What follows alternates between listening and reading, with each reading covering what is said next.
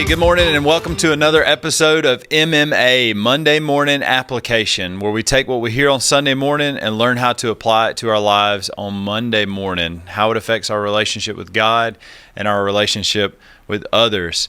So Pastor Danny preached an incredible message yesterday in our leadership series, and it was about impacting future generations. I love this idea. This is something that I've surrendered my life to. If you're part of our faith family, you know that I've been the youth pastor here at our church for 8 years before I became the executive pastor. And so I love investing in the next generation. I love this idea of planting a tree and taking care of a tree that will produce shade for future generations that you don't even get to enjoy now. But I love what Danny did, and Danny made that a realization that it's not just for the leadership of this church or even leadership in any other church or area, but it's for you. It's for every one of us to do, to always have the future generations in mind, to be thinking about those that are going to come behind us, how we're going to affect people in the future, and making decisions based on that. Because I think what that does is it takes away the selfish intent in our decision making. Because a lot of times we're thinking about how it affects us and just those around us, even the way that it affects our own personal family, or our church here, or our church experience here. But instead, to be able to look forward to the future and to give up some of that and to think selflessly and to make decisions and to make investments that are going to affect people in the future.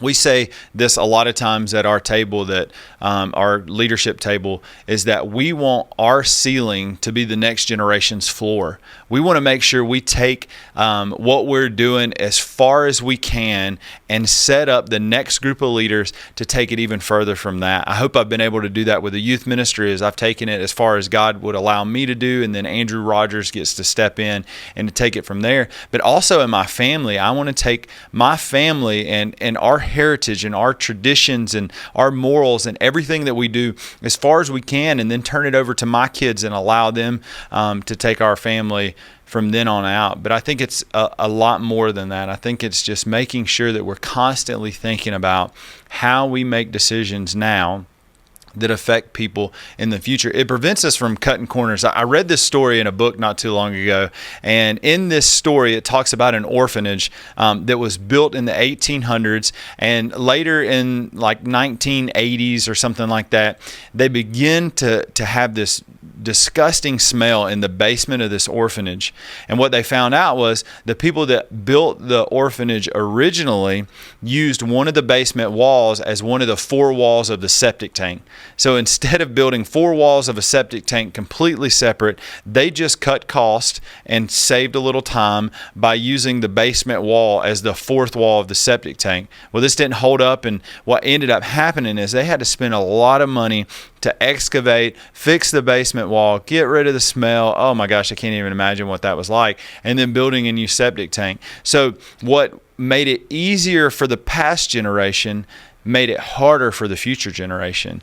So let's have the future generation in mind in the decisions we're making. So how do we apply that to our lives? I know that could be such a broad, I feel like this could just turn into an entire sermon series, an entire podcast series, but I know that could be very broad in day-to-day life, but let's just think about it in the church. For the regular church member, I know you're not regular, you're pretty extraordinary, especially if you're watching MMA, but if you're the extraordinary church member, how do you affect the next generation in your daily walk with Christ? I think what it looks like is us constantly making sure that we are preparing a place for the future generation to lead and to lead others to Christ. And that means giving up what we want, what we need, and what we desire to make sure they have what they need in the future. And so that is, again, such a broad thing. Here's what I've always been intrigued with ever since I became a Christian and became a minister and just learned how the church functions. One thing I've always been intrigued with is that there's a generation that goes before me, and there was a generation that was before them, that they fund the next generation. This blows my mind to think about the way youth ministry and children's ministry works. The youth ministry and children's ministry exists in a space led by a staff member and a group of team that is all funded by a generation that probably isn't even, or definitely isn't even affected by it. They're not children, they're not youth, but God's going to take those children and those youth and raise them up, and they're going to fund the next generation. So let's keep that in mind, how we can always be looking back to the generation that's coming and make sure we set them up in the future. So keep that in mind in your daily life, whether you're a business leader or a family member or whatever you are, to always put others first.